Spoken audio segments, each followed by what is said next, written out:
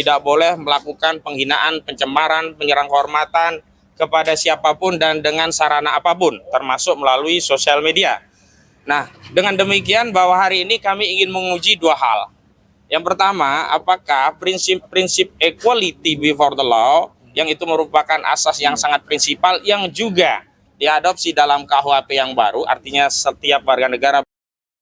Pakar telematika Rosuryo melaporkan 7 pendukung Presiden ke-7 Joko Widodo ke Polda Metro Jaya terkait tudingan ijazah palsu dan korupsi proyek Hambala.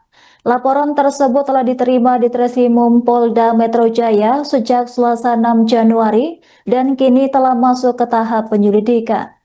Kuasa hukum Rosuryo yakni Ahmad Kozinuddin menyatakan laporan ini merupakan respon atas laporan yang sebelumnya dibuat oleh Joko Widodo pada 30 April 2025 lalu terkait dengan polemik ijazah palsu. Ia menyebut laporan tersebut sekaligus menjadi upaya menguji penerapan prinsip equality before the law. Menurutnya, setiap warga negara memiliki kedudukan yang sama di hadapan hukum sebagaimana diatur dalam KUHP yang baru. Sementara itu, Ahmad menyoroti penanganan cepat aparat kepolisian terhadap laporan Jokowi pada April 2025 lalu. Ia berharap laporan yang diajukan Rosuryo mendapatkan perlakuan hukum yang setara. Bahkan Ahmad memastikan laporan kliennya telah diterima secara formal oleh tim penyidik Polda Metro Jaya. Meski demikian, pihaknya meminta agar proses hukum tidak berhenti pada penerbitan laporan polisi saja. Ia mendorong agar perkara tersebut dilanjutkan ke tahap penyelidikan dan penyidikan secara profesional dan imparsial. Lantas, kuasa hukum menegaskan Rosuryo secara jelas telah menyebut nama-nama terlapor dalam laporannya. Ia juga menekankan bahwa laporan tersebut tidak dimaksudkan untuk diperluas kepada pihak lain. Kami akan mengadakan konferensi pers sehubungan dengan telah dilakukannya pelaporan terhadap sejumlah nama, totalnya ada 7 orang yang berada di kubu Joko Widodo berkaitan dengan adanya dugaan tindak pidana yang kurang lebih sama dengan yang dilaporkan saudara Joko Widodo, yakni fitnah, pencemaran, menyerang kehormatan, yang itu semua sudah diterima oleh penyidik Polda Metro Jaya beberapa hari yang lalu. Nanti akan ada rinciannya dari Bung Gafur Sangaji. Namun ada beberapa hal yang penting dari tim advokasi yang mengadvokasi kasus ini, khususnya terkait laporan disampaikan oleh KRMT Rosuryo Noto di Projo, yakni sebagai berikut. Yang pertama, sejak diundangkannya KUHP yang baru, Kitab Undang-Undang Hukum Pidana yang baru di 2023 yang lalu, yakni Undang-Undang Nomor 1 Tahun 2023 tentang KUHP, undang-undang tersebut ada jeda 3 tahun dan baru efektif berlaku per 2 Januari 2026. Namun yang menarik bahwa norma tentang pelanggaran fitnah, pencemaran, menyerang kehormatan itu tetap diadopsi dan menjadi satu kejahatan juga. Sehingga meskipun ada KUHP yang baru, setiap orang siapapun tidak bisa atau tidak boleh melakukan penghinaan, pencemaran, penyerang kehormatan kepada siapapun dan dengan sarana apapun, termasuk melalui sosial media. Nah, dengan demikian bahwa hari ini kami ingin menguji dua hal.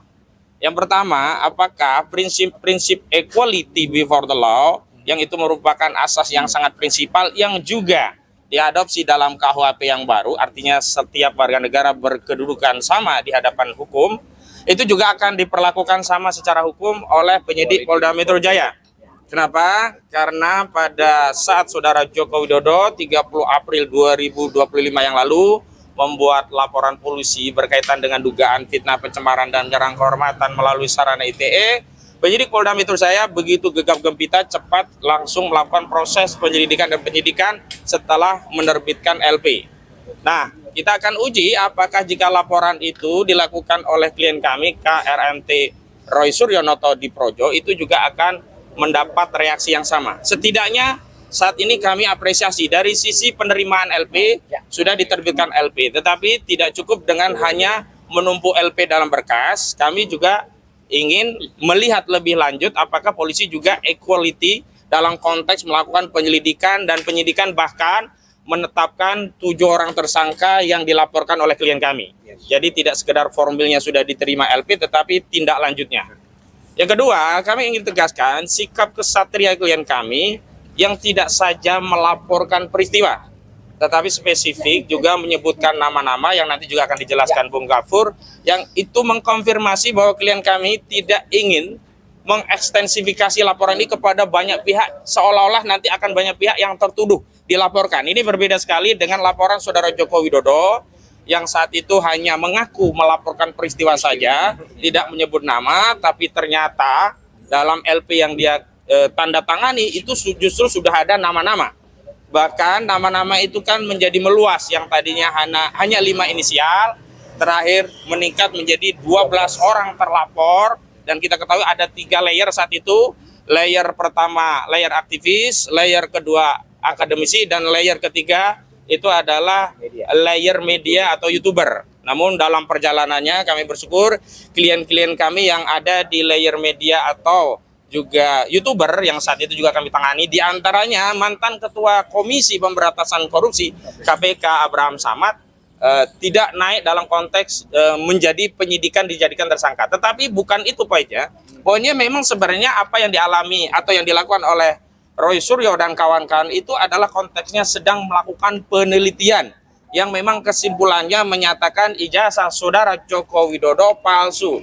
Bahwa tentu saja Saudara Jokowi tidak akan senang dan juga pendukungnya akan kecewa berat, meradang, meronta-ronta, ya, gulung-gulung begitu ya, karena kesimpulan itu palsu, itu hal yang lain. Tetapi itu adalah konteks dalam konteks penelitian, dan hari ini justru tidak ada konteks penelitian sama sekali. Apa yang dilakukan oleh kubu Jokowi melalui sejumlah nama, diantaranya adalah Mo1, Irjen Mo1, nanti ada penjelasan yang lainnya, itu sama sekali tidak punya underlying sebagai peneliti atau apapun. Bahasa-bahasanya, bahasa frontal, bahasa yang tidak mungkin bisa ditafsirkan kecuali itu penghinaan, kecuali itu adalah suatu penyerangan kehormatan. Jadi tidak butuh ahli, tidak butuh ahli bahasa, tidak butuh ahli sosiologi, tidak butuh ahli psikologi, tapi kita semua orang yang punya nurani, punya akal sehat, pasti akan setuju dan sependapat bahwa statement yang disampaikan oleh terlapor ini adalah tindakan-tindakan atau pernyataan yang terkategori menyerang kehormatan dan kemudian merendahkan marwah klien kami. Memang kami tak sampai hati untuk mengutip atau setidaknya mengcopy paste apa yang menjadi statement mereka, karena terlalu menyakitkan ya, terlalu vulgar begitu.